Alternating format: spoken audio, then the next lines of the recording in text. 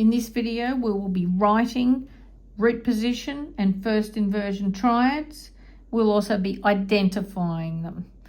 First of all, here we have to write the key signature. We're told that it's E flat major. I have done another video on working out key signatures, so feel free to have a look at those.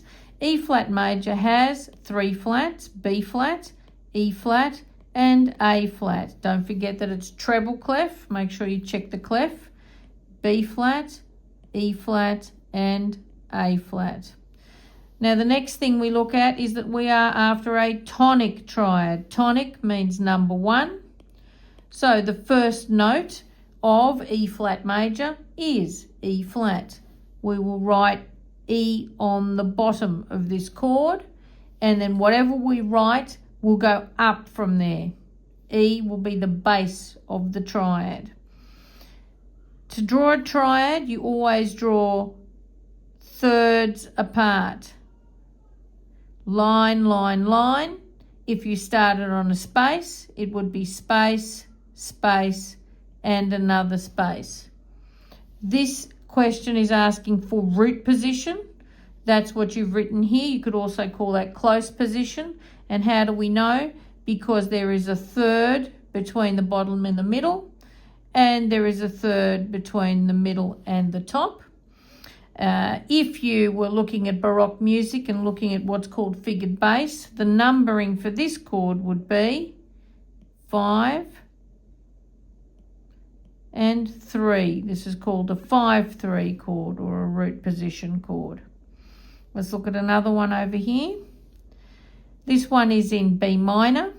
So B minor is related to D major, which means the key signature is going to be 2 sharps, F sharp and C sharp. Bass clef, so we'll put those in, F sharp and C sharp. Now we're being asked for subdominant, which they've told you here is number 4 of the scale. So in B minor, B, C, D, E. 1, 2, 3, 4.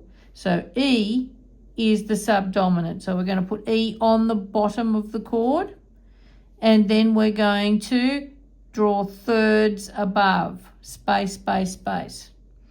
Now this one is asked for first inversion.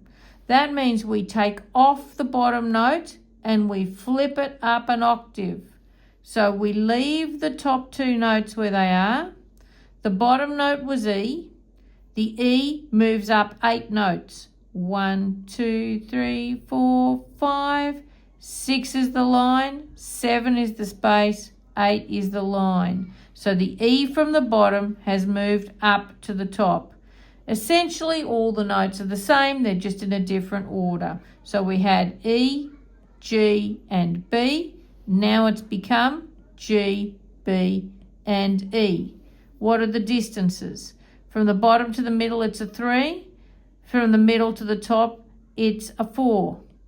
If we did it like figured bass in the Baroque period, they call it from the outside 2 notes is 6 and the bottom 2 notes is 3. So this is a 6-3 chord in figured bass. Moving on to the next example here. We've got C sharp minor and we want the dominant triad in first inversion. So C sharp minor is related to E major. That means it has 4 sharps, F, C, G, and D. So we'll put those in, F, C, G, and D. What's the 5th note of C sharp minor? C, D, E, F, G. 1, 2, 3, 4, 5. G is the 5th note.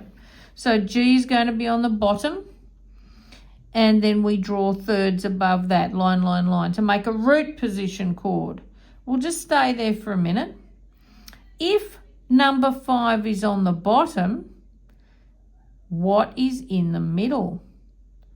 5 is the line, 6 is the space, 7 is the line. We have an alert here. There is a 7th note of the scale in the middle of a dominant triad.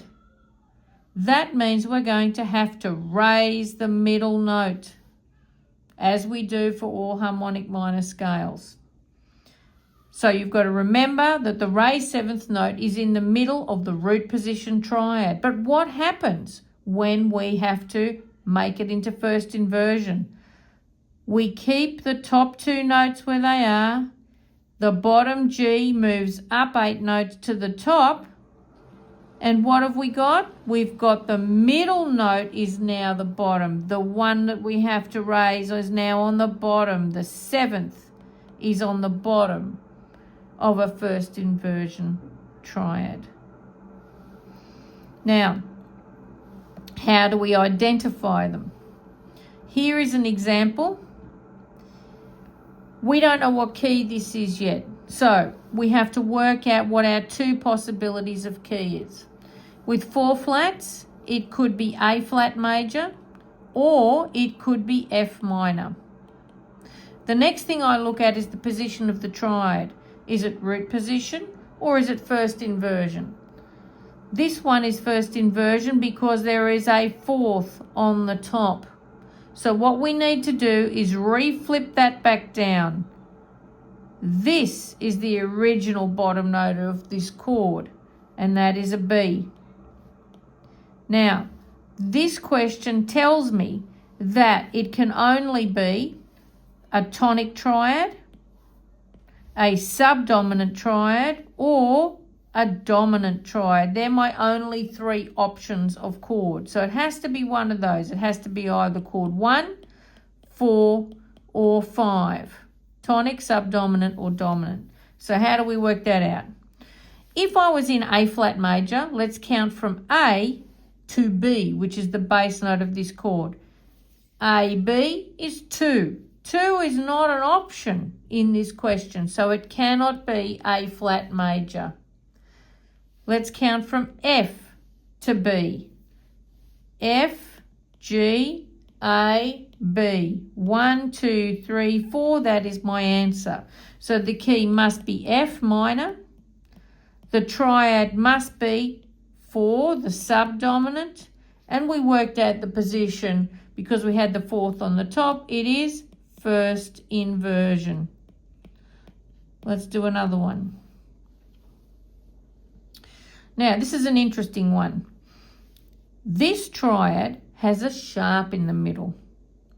That alerts me to tell me that it is a minor key and that it has to be a dominant triad.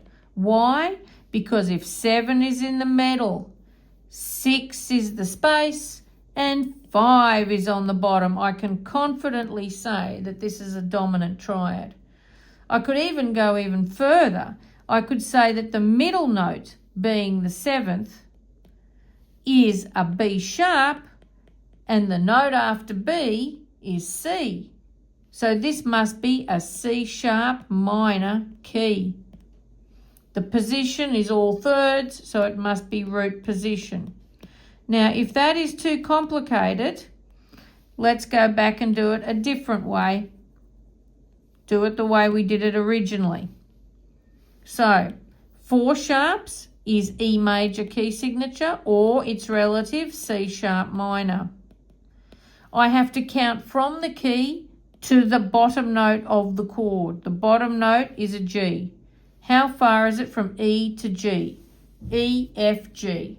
Well, 3 isn't an option because we could only have 1, 4, or 5. It is the third or the mediant of E major, but that's not the parameters of this question. So it can't be E major. Let's count from G. Let's count from C sharp to G. C, D, E, F, G. That is our dominant triad. So I can confidently say that this is in C sharp minor and it is the dominant chord in root position. Let's do one more.